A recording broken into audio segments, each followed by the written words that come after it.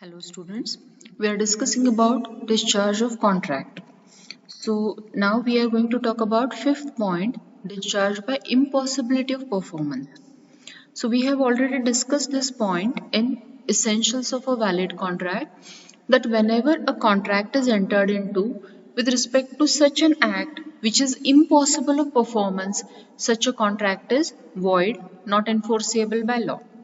So when one party promises the other party to do an act, something which is impossible of performance, that contract is void, not enforceable by law. Impossibility of performance results in discharge of contract. Because of that, contract comes to an end. Agreements to do an impossible acts are void, not enforceable by law. We have seen that when A says to B that I can make two parallel lines meet, such agreement is void, not enforceable by law. A says to B that you pay me 5,000 rupees, I can discover treasure by magic. B pays 5,000 rupees to him. Does this contract is possible of performance? This contract is impossible of performance. So such contract will be discharged. Parties need not to perform what they have promised to do. For example, A promises to raise a mango tree in 1 hour. A says that I know some mantras, I will chant mantra and sprinkle holy water here, and there will be a huge mango tree. I can grow a mango tree within 1 hour if you pay me 5,000 rupees. As per that, another party pays 5,000 rupees. So is such contract or such agreement is possible of performance? No. So whenever there is such an agreement which is impossible of performance, such an agreement is void, not enforceable by law. But if the promisor alone knows of the impossibility which is in existence, he is bound to compensate the promisee for the loss which he may suffer due to non-performance of promise.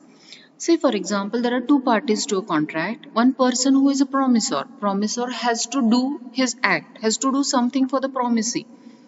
The promisor very well knows that what he has promised to do, it is impossible of performance. Promisee does not know anything about impossibility of that act.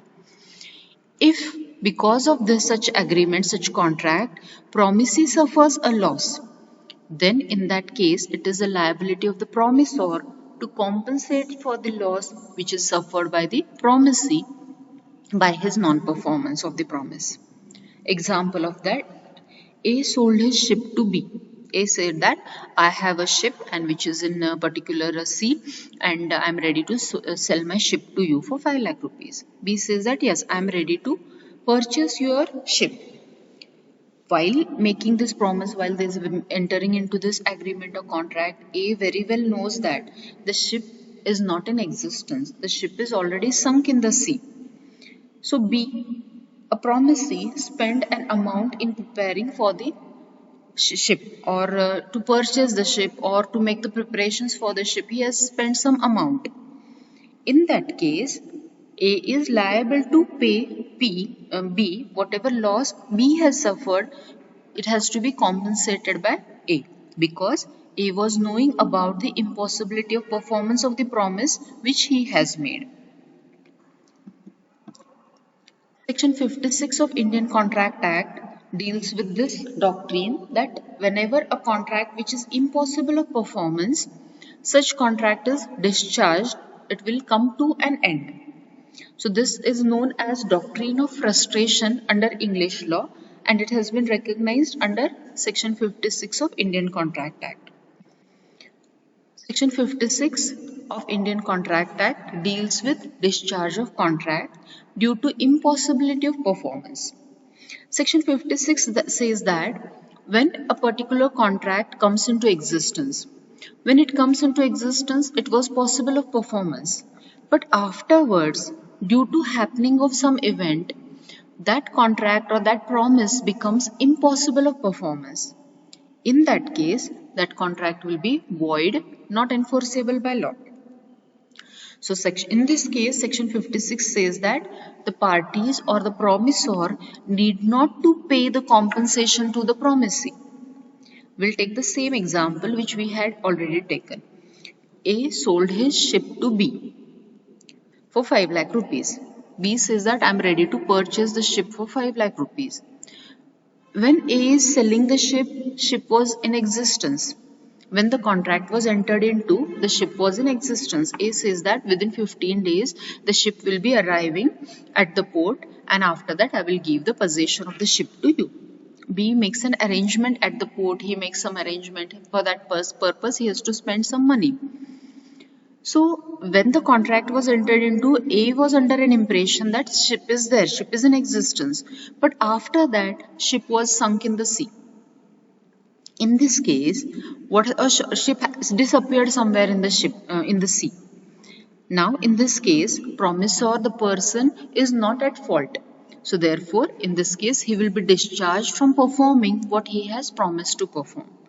So, in this case, he need not to pay any compensation to the promisee because he himself was unaware of the impossibility of performance, and in this case, he will be discharged from his obligation.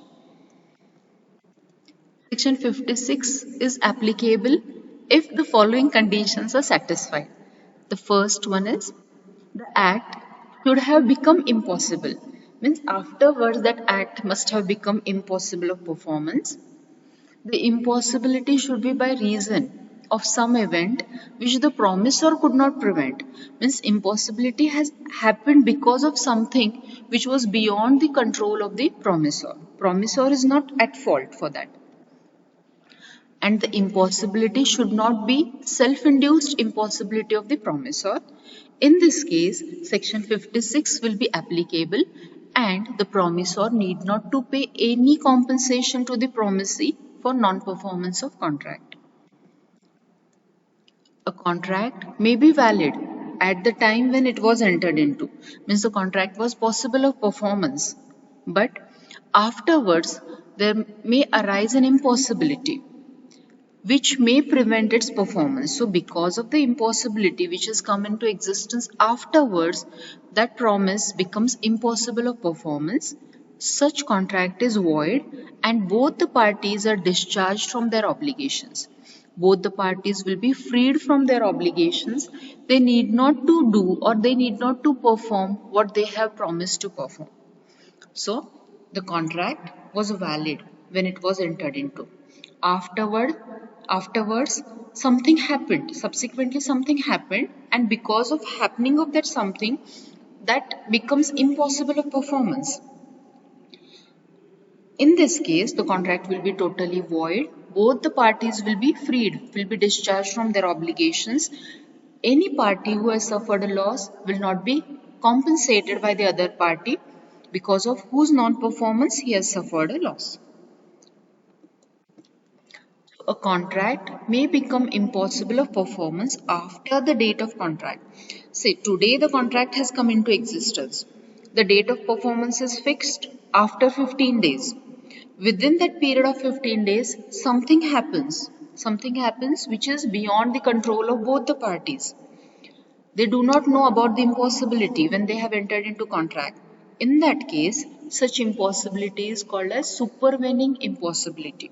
The impossibility which is beyond the control of the parties, and because of happening of supervening impossibility. When supervening impossibility may come into existence, when we can say that?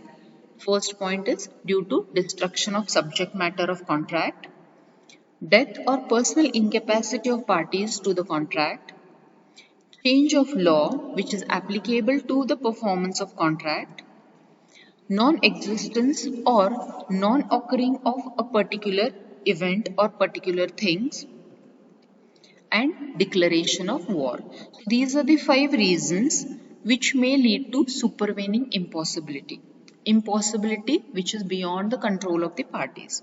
So we have to discuss all these points in detail as there are few case studies which are asked on these points. So in next class we will discuss these points in detail. Thank you.